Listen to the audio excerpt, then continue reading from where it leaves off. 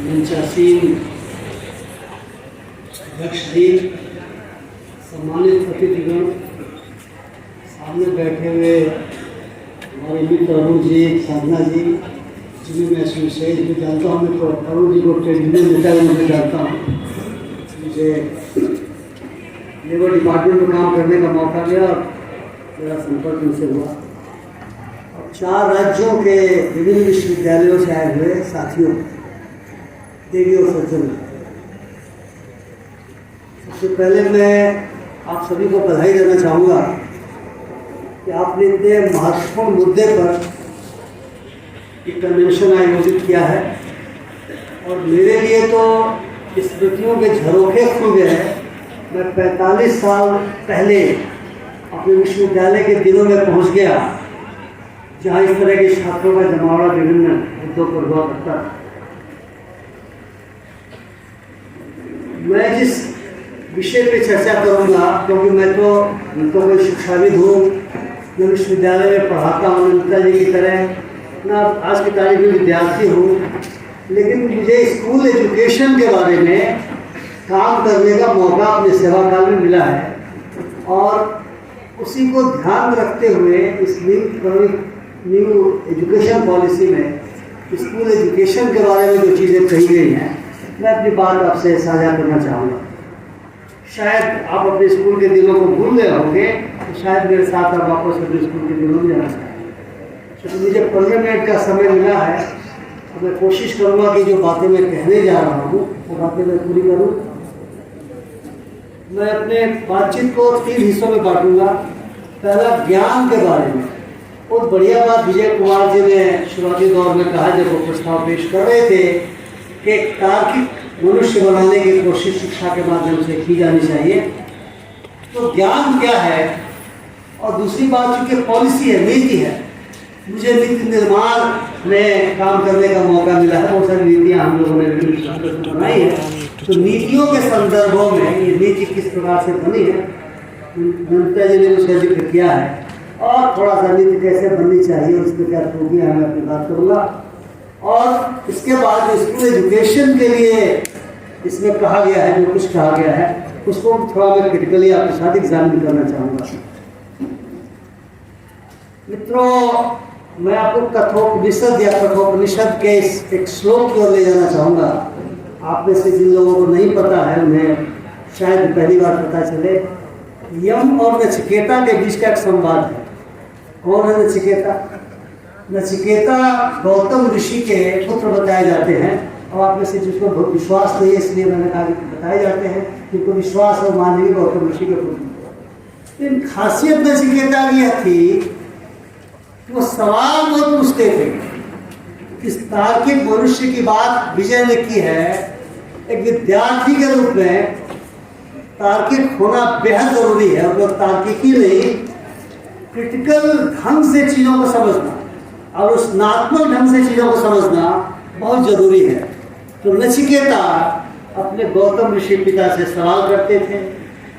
और जैसा कि देखा गया है कि समाज में जो आपसे बड़े हैं, चाहे वो देवता हो, देव हो, या वे पितर हो या ऋषि हो, वे बहुत सारे सवाल आपको करने ही देंगे।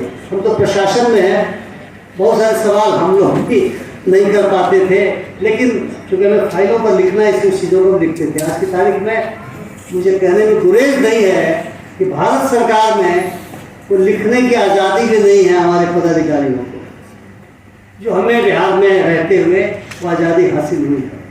तो नचिकेता सवाल करते थे, अपनी बातों को रखते थे, और जरूरी नहीं था कि पिता जो भी कहें नचिकेता स्वीकार कर ले। पिता आजीज आ गए, उन्होंने कहा मैंने तुम्हें यम को दिया। यम आप जानते हैं, मृत्यु का देवता। और नचिकेता यम के पास पहुंच गए, लेकिन नचिकेता ने यम से सवाल पूछना बंद नहीं किया, वे सवाल पूछते रहे। और एक सवाल के उत्तर में यम ने उन्हें कहा, उत्तिष्ठ जागृत प्राप्त बरानी बोधक। जो लोग बंगाल से आए हैं, वो इस शब्द को, इस श्लोक के इस भाग को उन्होंने सुना होगा स्वामी विवेकानंद के संदर्भों में। उत्तिष्ठ जागृत प्राप्त बरानी बोधक। और अगली लाइन है, क्षुरस्य धारा निष्ठा दुरत्यया पथः तत् कवयो वदन्ति। कहा कि उठो, जागृत हो और श्रेष्ठ गुरुओं के सानिध्य में ज्ञान प्राप्त करो।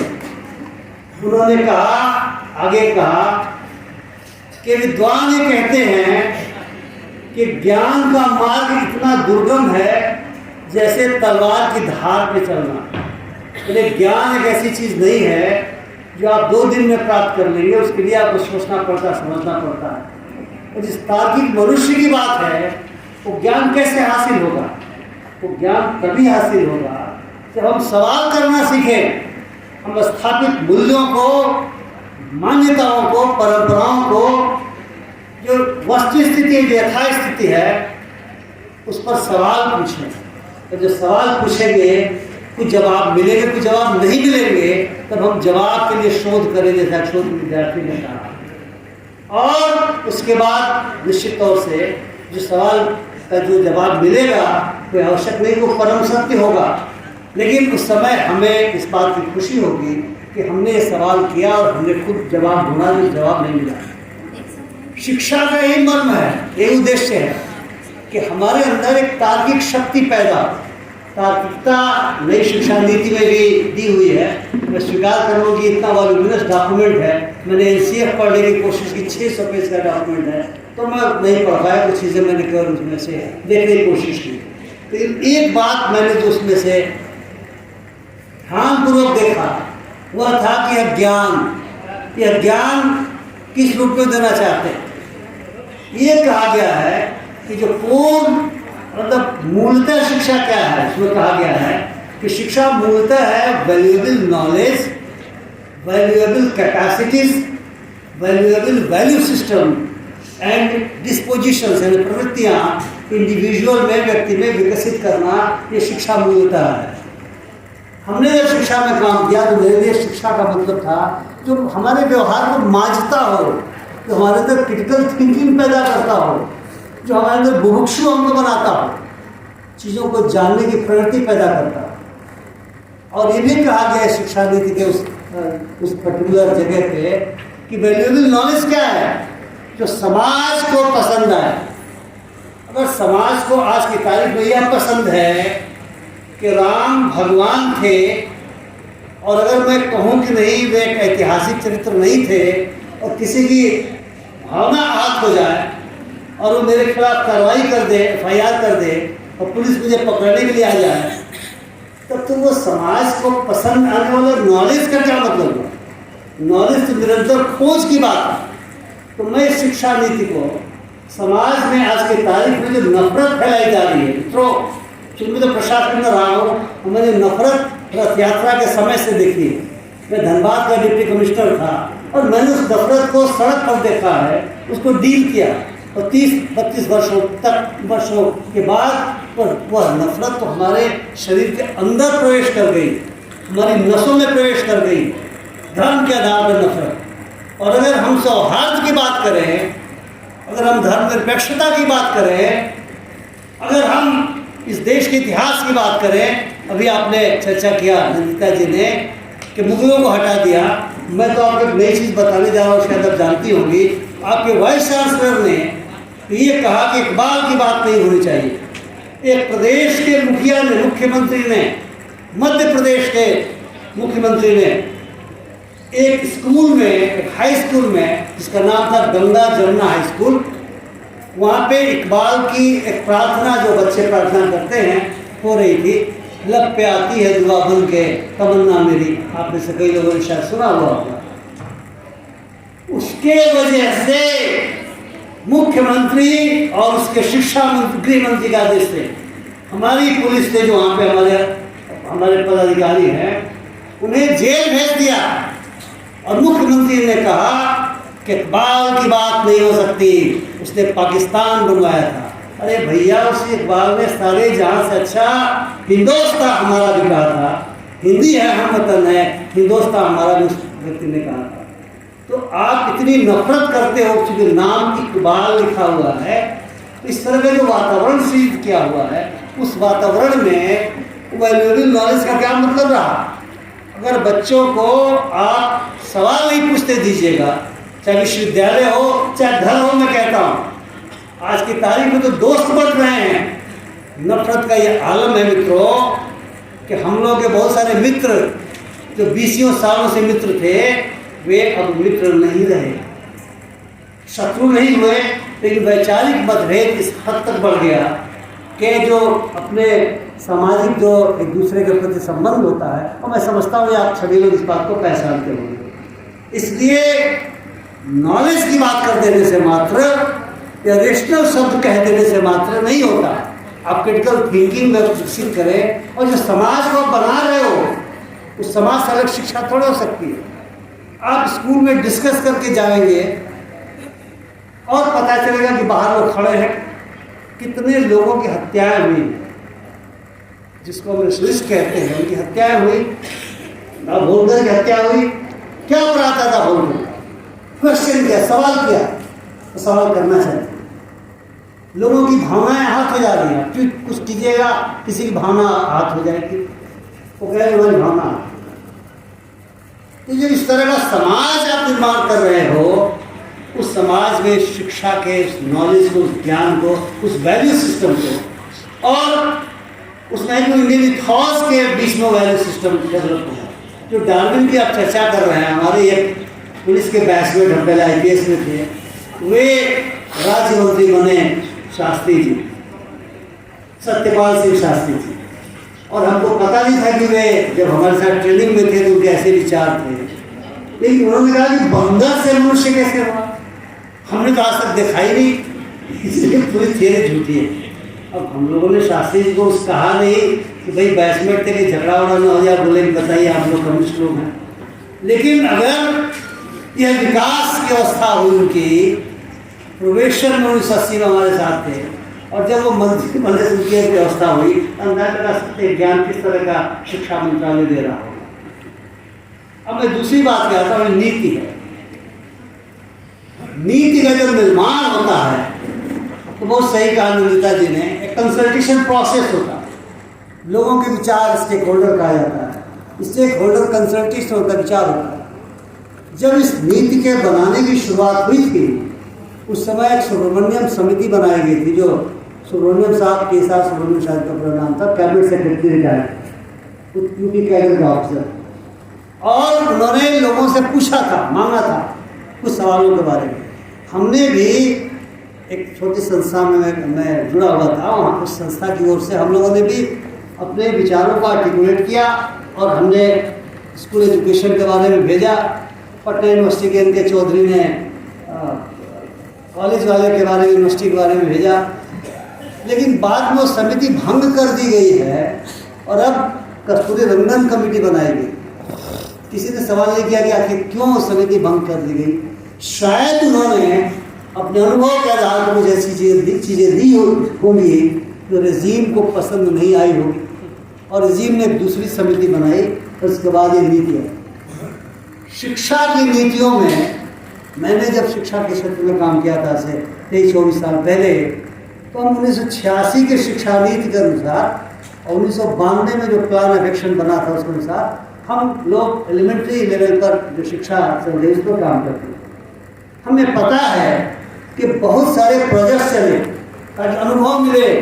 मैं उसमें से एक प्रोजेक्ट में खुद जुड़ा हुआ हूँ, था बिहार एजुकेशन प्रोजेक्ट, जो बिहार के लोग जानते हैं। जो लोग राजस्थान के हैं लोग जुम्बिश चला, और आंध्रा में एफेक्ट चला, आंध्र प्रदेश एजुकेशन प्रोजेक्ट। इनके अनुभव थे, एक तरीके से ये मिशन मोड में चीज़ों को प्रयोग कर रहे थे, उनके अनुभव थे। उसके बाद DPEP चला, जो काफ़ी जगह बंगाल में भी चला, कई जगह चला, यूपी में भी चला, और सर्व शिक्षा अभियान चला। तो जब मैं स्कूल एजुकेशन की नीतियों को देखता हूँ, मुझे कहीं दिखाई नहीं पड़ा कि उन अनुभवों को, उन सकारात्मक अनुभवों को आपने लेने की कोशिश की या नहीं की। नकारात्मक को छोड़ा जाता है। नीति निर्माण का मतलब ये हुआ कि जो ऐसे अनुभव हैं जो नकारात्मक है, निगेटिव अनुभव है, उसे छोड़ा जाता है, जो पॉजिटिव सकारात्मक उसे बिल्ड किया जाता है। अब बिल्कुल हमेशा हर बार क्लीन स्लेट पे चीज़ें नहीं खड़ी करते। ऐसा प्रतीत होता है कि आप बिल्कुल क्लीन स्लेट पे चीज़ें शुरू कर रहे हैं। जैसे एक शब्द है इसमें कहा गया है कि साहब रूट लर्निंग नहीं होनी चाहिए, यानी रटनतम नहीं होना चाहिए। तो ये नहीं रटने की बात, तो इन तमाम नीतियों में धैर्य रखना नहीं है। प्लेफुल वे में बच्चों को पढ़ाया जाना चाहिए प्राइमरी आदि के लेवल पे, ये सारी बातें थी। लेकिन ऐसा प्रतीत हो रहा है कि अब नए ढंग से सृजित कर रहे हैं। इसका मतलब पहले की चीज़ें बेकार रही, जैसे मुगल बेकार हो गए, जैसे जो भी मुस्लिम यहाँ पे आके सेटल हुए बेकार हो गए, हमारे दुश्मन हो गए। जो भी सही बात कहने की कोशिश करे और राष्ट्रद्रोही हो गया, या रामद्रोही हो गया, या रावण हो गया, वैसे ही जो कुछ भी अच्छा हुआ था सब बुरा हो गया। ऐसी नीतियाँ नहीं बनती। इसलिए मुझे आपत्ति है कि जो आपने नीति बनाई, उस नीति में जो पहले से चली आ रही सकारात्मक चीज़ें थी, आपने उसे छोड़ दिया। देखिए, मैं तो यूपी में का मैं प्राइमरी में पढ़ा हूँ, हम लोग तो चार्ट पर पढ़ते थे, चार्ट कहते थे उसको, चार्ट लंबा बिछाया जाता था। और हमारे समय भी छोटी पार्टी बड़ी पार्टी तक क्लास 1 में जाने का रिवाज था। हम उससे गुजरे हुए। अब बच्चों को डेस्क मिलता है गवर्नमेंट स्कूलों में। हमारे समय डेस्क तो खैर सोच ही नहीं सकते थे। स्कूल कितने आबादी पर खुलने चाहिए। जब झारखंड बिहार एक था तो पहाड़ी क्षेत्रों में, जिसको हिली एरिया कहते हैं, जो झारखंड के क्षेत्र थे, वहाँ पे निर्णय हुआ कि 1.5 किलोमीटर की परिधि में स्कूल होगा। और जो झारखंड से आए जानते हैं कुछ किस तरह से स्केटर्ड है जो हैबिटेशंस है, और सॉरी 1 किलोमीटर के दायरे में होगा। और बिहार जो मैदानी क्षेत्र है, जो आज के दायरे में बच गया है, वहाँ 1.5 किलोमीटर, 1.5 से 2 किलोमीटर की दूरी पे होगा। मकसद क्या है? मकसद ये है कि बच्चों की पहुँच आसानी के साथ हो सके।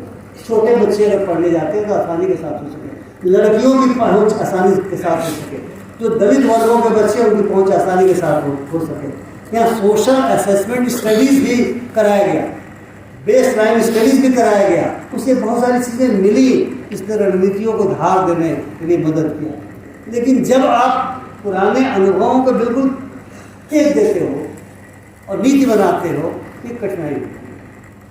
अब स्कूल एजुकेशन में तीसरी बात, चूँकि समय शायद खत्म होने वाला है, 5+3+3+4। अब इसके इम्प्लीमेंटेशनल इश्यूज क्या हैं, जिसको हम 5 कहते हैं, ECCE यानी early child care and education +1 and 2।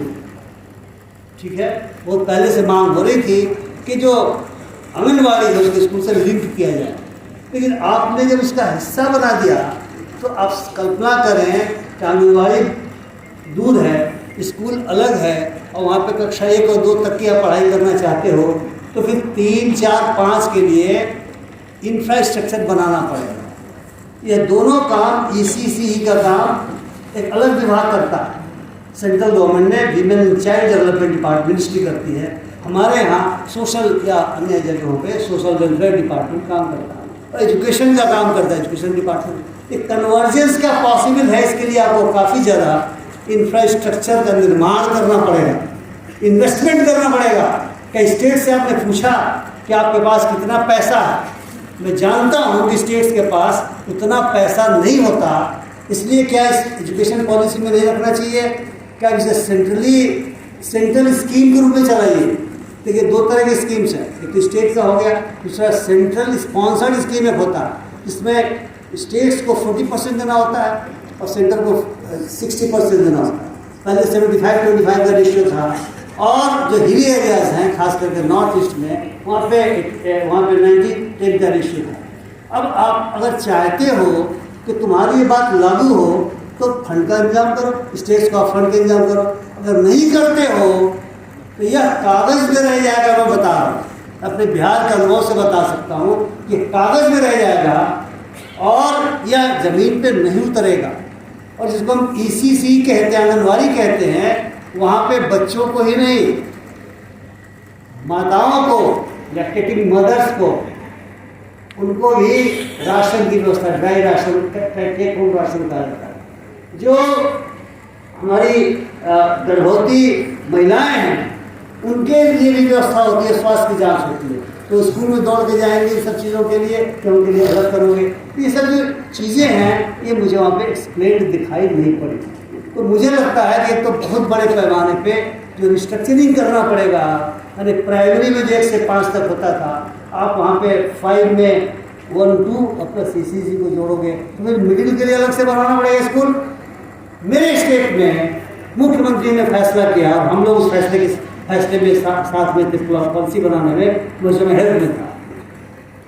ये देखा गया कि टोटल फर्टिलिटी रेट है वह 2 से नीचे उन मामलों में है जहाँ पे जो पत्नी है, यानी जो महिला है जिसकी शादी हुई है, उसने कक्षा 12 तक की पढ़ाई पूरी कर दी। इससे निर्णय लिया गया कि हर पंचायत में हम इंटरमीडिएट तक का बनाएंगे। अब अगर हर पंचायत में इंटरमीडिएट तक के बनाने का फैसला है और तुम कह रहे हो कि नहीं 5+3+3+4 अलग होगा, तो ऐसी दशा में तो इतना ज़्यादा इन्वेस्टमेंट चाहिए इसको रिस्ट्रक्चरिंग करने के लिए, शिक्षकों को भी उसी ढंग से करना पड़ेगा। ये इम्प्लीमेंटेशन होने में मुझे लगता है कि दिक्कतें हैं, क्योंकि समय खत्म हो गया है। इसलिए मैं अपनी बात यहीं पे कह करके समाप्त करूँगा मित्रों कि इस कंट्रडिक्शन को समझना चाहिए, इम्प्लीमेंटेशन के इश्यूज को समझना चाहिए और अचानक बदलने की आवश्यकता क्या है इसे भी समझाना चाहिए, क्योंकि अगर इसको नहीं समझाया जाएगा तो निश्चित तौर से बहुत सारी समस्याएं आएंगी। तो स्कूल एजुकेशन के बारे में मुझे बहुत कुछ कहना है, लेकिन चूँकि अब समय की अपनी बाध्यता है तो मैं कहना चाहूँगा, 2 बातें कह खत्म करूँगा कि आपकी लड़ाई जो आर्टिकल 41 है डायरेक्टिव प्रिंसिपल सर्विस पॉलिसी का, राइट एजुकेशन, उसके लिए होना चाहिए। अगर आप विश्वगुरु बन गए हो, अगर आप दुनिया की 5वीं सबसे बड़ी इकोनॉमी बन गए हो, तो आर्टिकल 41 में right to health, right to education इसकी बात है। तो अभी आप आर्टिकल 21 के तहत जो पहले से बना है कि आप 14 साल तक के बच्चों को फ्री एंड कंपल्सरी एजुकेशन देंगे, तो आप सारे विद्यार्थियों को नहीं देंगे, क्यों फीस बढ़ाएंगे? लखनऊ विश्वविद्यालय के छात्र ने कहा मैं इलाहाबाद से पढ़ा हूँ, वहाँ पर हड़तालें होती रही और बच्चों को बहुत कार्रवाई हुई, काफ़ी फीस बढ़ा दी गई। हम लोग 15 रुपये पर महीने में पढ़ करके आपके सामने खड़े हुए विश्वविद्यालय। अगर फीस इतनी बढ़ा दी जाएगी, हॉस्टल का इतना खर्चा बढ़ जाएगा, तो गरीब घरों का विद्यार्थी निश्चित तौर से पढ़ नहीं पाएगा और वह निश्चित तौर से निचले पायदान पर ही रह जाएगा। और यदि भेदभाव शब्द भी कहना हटा दीजिएगा सिलेबस से, तब तो क्या मालिक है, क्या है, कौन है, आप समझ सकते हैं। तो मुझे ये तो कहना था और मैं बहुत ही आपका सम्मान करते हुए अपनी बात को ख़त्म करूँगा कि आप लोग जो 4 प्रदेशों से आए हुए हैं और आपका जो SUCI के साथी बैठे हुए हैं, आप सभी लोग बड़े मूवमेंट राइट टू एजुकेशन की बात करिए, ये अधिकार सभी को मिलना चाहिए। बहुत बहुत धन्यवाद, नमस्कार।